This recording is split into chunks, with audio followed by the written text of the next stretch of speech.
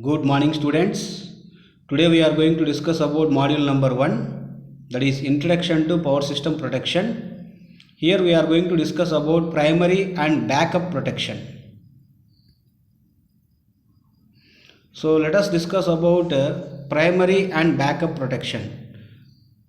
As we already discussed about that, our power system is divided into various zones of protection like generator protection, bus bar protection, transformer protection. So like that, however a power system is divided into various zones of protection, there is a suitable protective scheme for each zone. So we have to protect the generators towards to make safe as that winding. We have to protect transformer to protect transformer winding right from high short circuit currents. We have to protect that transmission lines. We have to protect that circuit breakers. So in case of transmission, in case of our power system, the total power system is divided into various zones, and each and every zone we have to use a suitable or appropriate protective scheme which has been required to protect that particular equipment in order to provide that continuity of electrical power supply as to increase that stability of our power system. Because if a fault occurs in a particular zone, it is the duty of the primary relay of that zone to isolate the faulty element. Because the primary duty of that particular zone of protective scheme is to isolate that faulty element from the healthy section of the element. Otherwise it get problem to good one also. So the primary relay is the first line of defense. If due to any reason the primary relay fails to operate, there is a backup protective scheme to clear the fault as a second line of defense. But if a primary protective scheme has been defended to protect like from short circuit and the fault, then where we are going to protect the healthy section of the equipment. Otherwise there should be a proper protective scheme like a backup protective scheme to clear the fault as a second line of defense. The causes of failures of protective scheme may be due to the failure of various elements which as mentioned in the given table. Let us look about the table, how it is protective scheme has been failure. The probability of failures is shown against each item, because the reliability of protective scheme should at least be 95%. Then only we can protect that faulty section of the system from the healthy section of the system. With proper design, installation and maintenance of the relays, circuit breakers, trip mechanisms, AC and DC wiring, etc., a very high degree of reliability can be achieved. Because whenever we will design a proper protective system, then we can protect that the total entire the power system with a reliability of 95%. Especially we have to design a proper protective system while we are installation and maintenance of the relays. Not only the relays but also the circuit breakers, the trip mechanisms, AC and DC wiring. Then only we can achieve that a high degree of reliability. So the backup relays are made independent of those factors which might cause primary relays of fail. It's because of failing of the tripping mechanism, failing of that magnetism. So a backup relay operates after a time delay to give the primary relay sufficient time to operate. When a backup relay operates, a larger part of the power system is disconnected from the power source, but this is unavoidable. Because if the primary relay operates successfully, no need to operate that backup relay. If primary relay may fail due to that magnetism failure, due to the trip mechanism failure, so if a backup relay has been working means by that time it can be disconnected from the power source, that is a larger part of the power systems.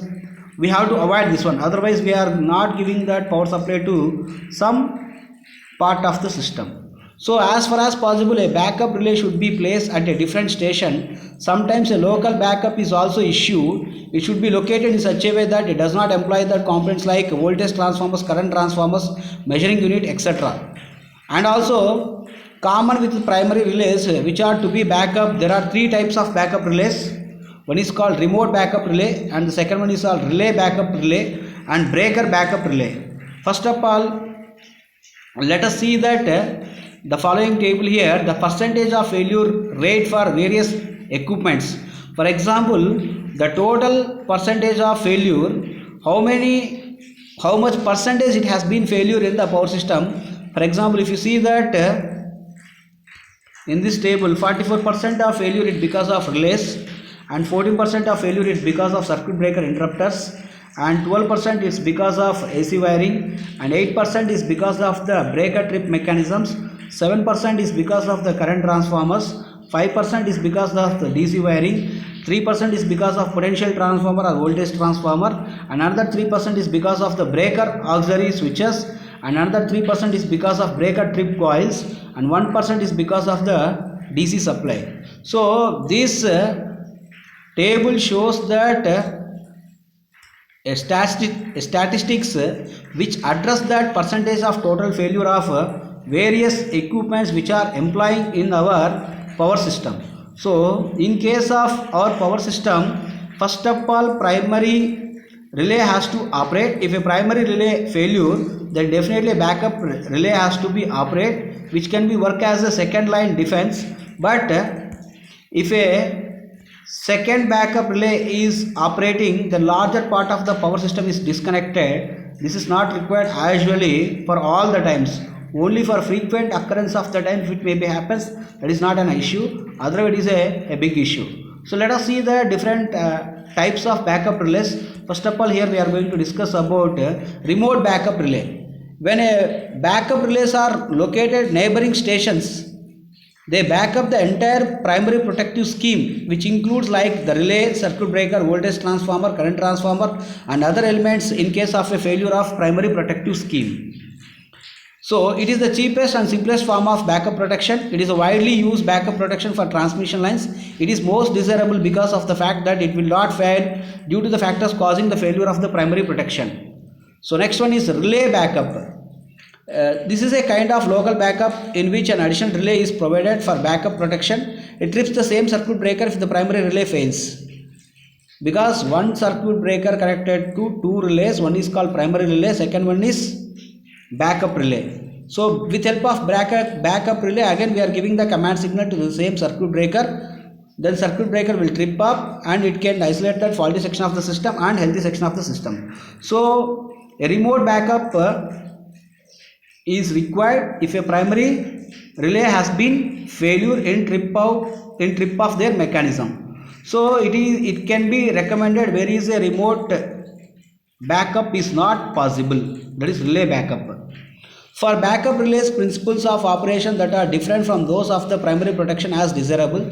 They should be separate from a separate current and potential transformers. Next one is breaker backup relay. The breaker backup relay is nothing but one kind of local backup relay. This type of backup is necessary for a bus bar system where a number of circuit breakers are connected to it, because a protective relay operates in response to a fault, but the circuit breaker fails to trip. The fault is treated as a bus bar fault.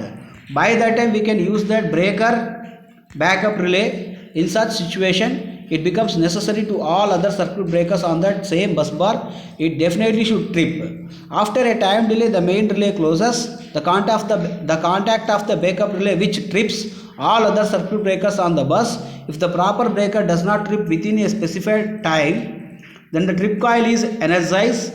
Then it can break up the total entire system. There we can protect that faulty section of the system from the healthy section of the system. So in totally, among the three relays, one is called as the remote backup relay, another one is called as relay backup relay, and the third one is called breaker backup relay. So the remote backup relay, relay backup relay, and breaker backup relays has been worked at appropriate time intervals as to break that faulty section of the system right from healthy section of the system, as to provide that continuity of electrical power supply without having any interruptions to the power system, and to save the total cost of the system. Thank you.